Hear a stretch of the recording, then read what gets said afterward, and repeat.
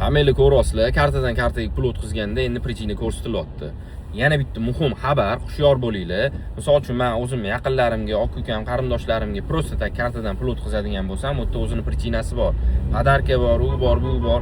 O'sha prичинani agar men tovar sotib olman deb belgilab qo'yadigan bo'lsam, u yerda o'tkazgan odamimning kartasi tekshiruvga tushadi. Ya'ni soliq to'lamasdan nimadir sotyapti deb o'ylashadi. Chunki shunaqa belgilanganidan keyin agar siz magazinga kirdingiz, tasavvur qiling, nimadir sotib olyapsiz. Sotayotgan paytingizda ularning QR kodi yo'q, kartangiz oldingizda emas. Kartadan kartaga period qilib ber deb aytsa, o'zi u narsa mumkin emas. Agar qilib berilgan taqdirda ham siz o'tda nimadir sotib olman deb prичинani belgilaydigan bo'lsangiz, ana tadbirkorga jabr bo'ladi. Chunki u o'sha puldan soliq to'lamayapti. Qonunga zid ish qilayotgani uchun. Shuning uchun bu narsaga hushyor bo'linglar. O'zingizlarnikiga o'tkazayotgan bo'lsanglar, o'zi prичиналari bor, bemalol o'shalar to'g'risida ko'rsatganingiz ma'qul bo'ladi.